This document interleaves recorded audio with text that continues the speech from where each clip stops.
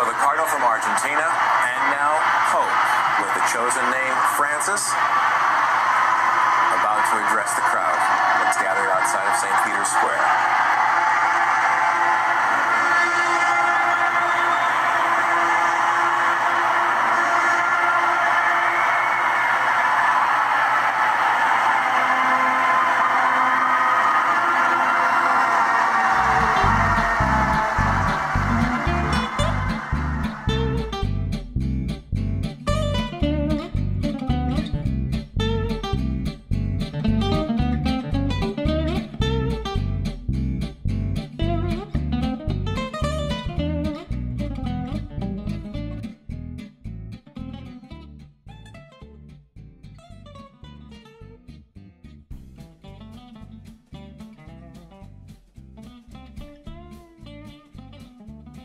So this is one of the giant licensed pieces in my collaboration with the World Meeting of Families. The second piece that came after the masterwork, A Prayer for Peace, and I call this the Holy Day.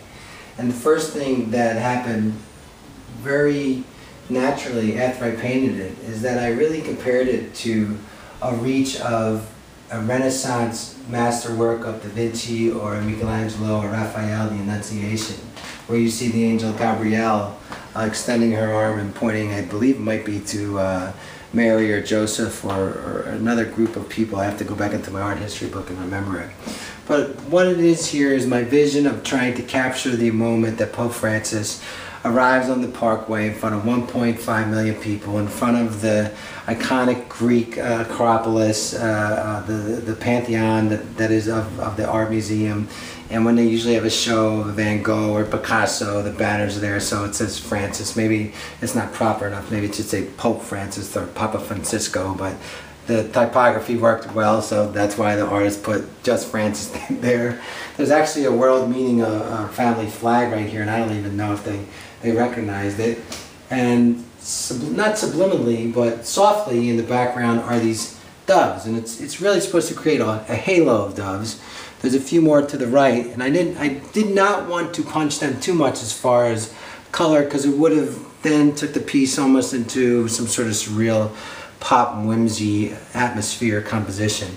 So I tried to paint him very painterly, very real life, everything down to the coloration of teeth that would be in a man in his early 70s or something like that.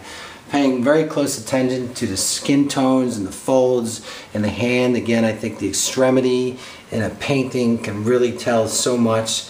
Here are the flags on the Parkway, and the people are more or less just spheres of color and little impressionistic slashes and dots and dashes. It almost looks like confetti or an explosion of color that's supposed to represent the throngs of people.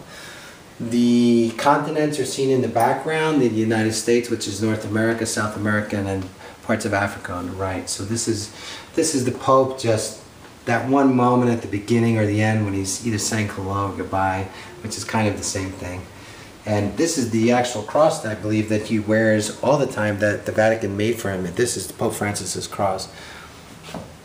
And I believe that is Jesus in the front of it as a young man, as a shepherd. So I'm very, very proud of this piece. I really think that I spent a lot of time on the face, trying to get all the little innuendos of the skin tone and maybe a little mark here or something from the sun, a little eyelash, a hair there, all that adding into something that's a representational painting or something that's a realist painting really goes a long way, especially when you get back from it and you look at it in proper light. So this is the Holy Day.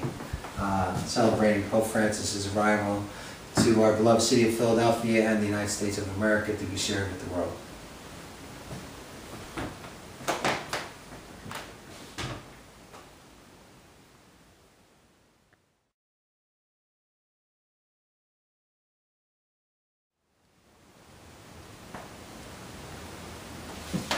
So you're back with pop artist Perry Milou, and we're looking at the Faces of Francis collection, which I created out of inspiration for the Pope's papal visit to the United States.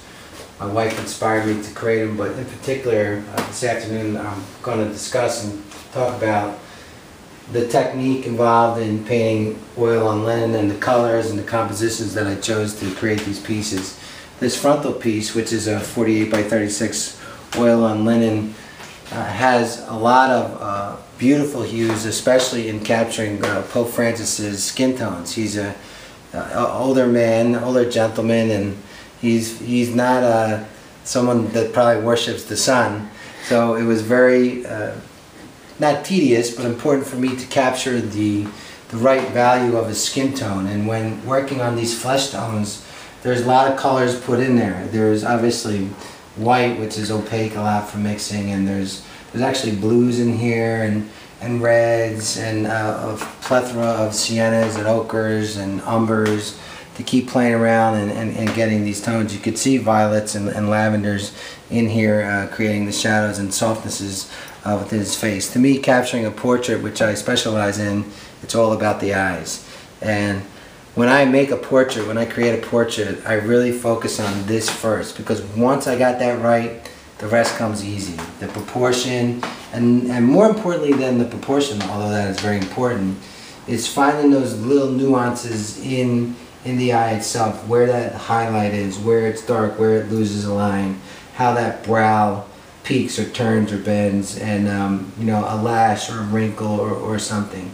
And this particular one is very tender and really, I think, personifies his feeling towards visiting the United States. This is like really a tender, beautiful hello and blessing our beloved city of Philadelphia.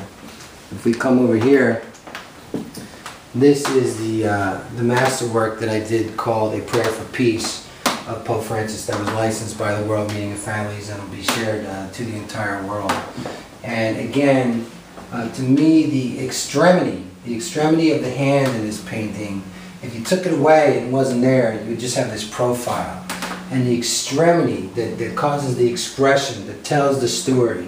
Is he blowing a kiss? Is he saying a prayer? To me, he's blowing a kiss. It's not a hands clasped of praying, but he's blowing a kiss to the world. And you can see North America and South America, and yet the eyes are very tender. The eye, not two, because it's a profile. The eye is very tender, and the lip is almost kind of has that pucker, which I don't know if I want to use the word pucker with the Pope, but it looks like he's just about to, you know, throw that little kiss out into the universe, and that's what you see in the background. And I've incorporated underliningly in the underpainting of this piece some of my rain technique, where I let the paint run vertically down through the canvas. I paint very lean to fat, which is, most artists or oil painters will know, is the technique of using washes and painting lean and thin and transparent and then building color. So I think that's really what tells the story behind this portrait and the technical execution of this portrait.